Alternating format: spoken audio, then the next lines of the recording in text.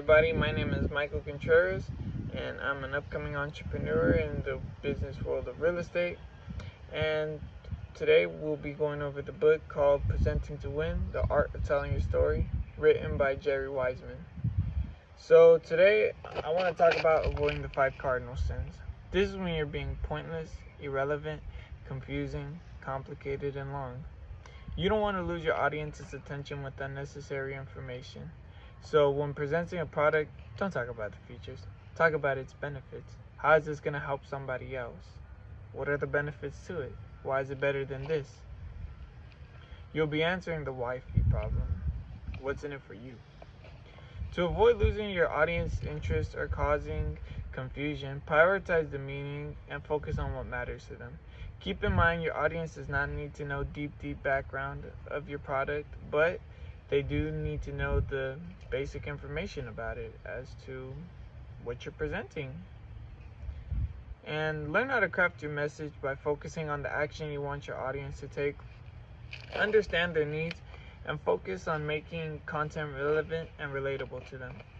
Match your audience's expertise. And when I say this, you can ask yourself, how formal are they? What should I wear? And yeah, I wouldn't say fit in, but kind of go with their flow. Just don't try too hard. And when it comes to creating a flawless presentation, the idea of organizing all your information is you want your audience to go from A to B, and guiding them successfully. Creating a flawless presentation, this is the idea of organizing all your information. You want to guide your audience from point A to B. Having a huge gap changes in what you were previously talking about can confuse the audience. Like, how did this go from this to that? Or this doesn't make sense. How can this image be related to this image? So, you want to try focusing all without overwhelming them. You must learn the difference between a presentation and a document as well. The difference between a presentation and a document is a document is something that the person will get and they get to read on their own time and just go at their own pace of acknowledging the information. Rather, to a presentation, you're going and you're talking about it and you're learning about it as you're reading. A quote from the book that stood out for me was, "You never get a second chance to make a first impression." Adding on how presenting information simply and clearly is a crucial skill, because sometimes people might overtalk and just say unnecessary information. Sometimes people just like getting straight to the point. So I also agree that not everybody is your friend, and you're pretty much asking somebody to invest in you. Like, if someone asked me to invest in them, I would want some information, and based on how they adjust themselves and me, that gives me my self-judging skills, and I decide, well, do I really want to work with this person? Does he fit the environment I want to be around? And yeah.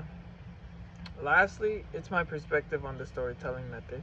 I feel like with a story, you can remember more rather than to the knowledge that they were just given. Yeah, you could tell me something, you could just go through one ear and out the other. But with a story, it seems more interesting. So, when you put all this information into a problem and a solution, that's what's going to get people interested. Because it shows how it was bad to good now and why you should get it. And pictures are recommended to be added to the slides, just don't overdo it. These images are to support and illustrate what the speaker is talking about, not to distract the audience. You don't want your audience to lose focus on you and keep staring at the photo. Unless it's an interesting photo as to why they need to look at it, that's okay. Give them a second to look at the photo and just acknowledge the picture. And wait while they acknowledge it, because then if you start speaking and they're still looking at the photo, that's how they could be distracted. So give the person time to look at the photo, and then after, you start speaking again. This is so the audience does not lose 100% focus in you and what you were saying, and you can continue with your presentation. So I also recommend customizing your presentation with recurring themes and slogans. That's the basic outline of your slide. See how you like it. And the color themes will work a lot. If you're working at a blue company and you wearing a red color theme, I mean, I don't really know how that's gonna add up.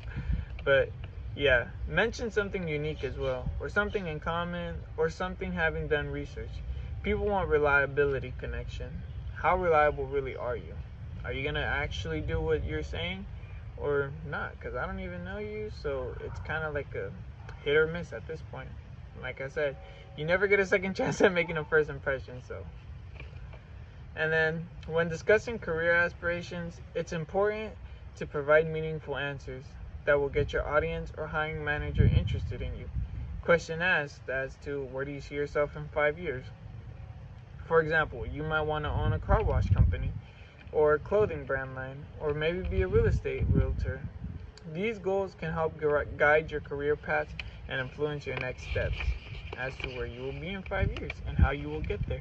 Everything starts with a plan and organizing. You want to organize how you're going to get up to that plan.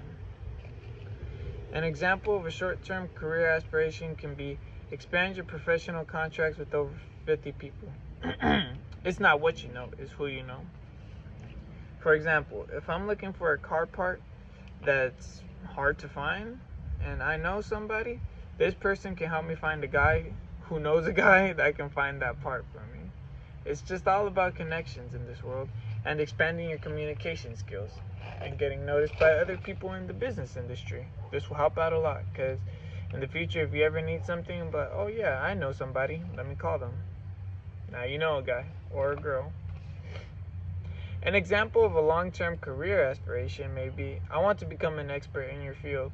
This shows me that you are interested in being taught to be the best at what you do. You're willing to learn how to do the job right, and this is the career path that you want to go along with.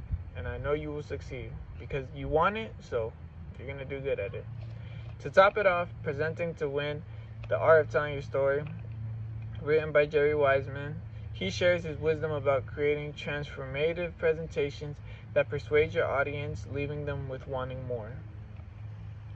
After applying all these book tips to the real-life world, this will influence your business success in the real world and engaging your audience and making that good presentation so you can get that sponsor, investment, whatever it is that you please.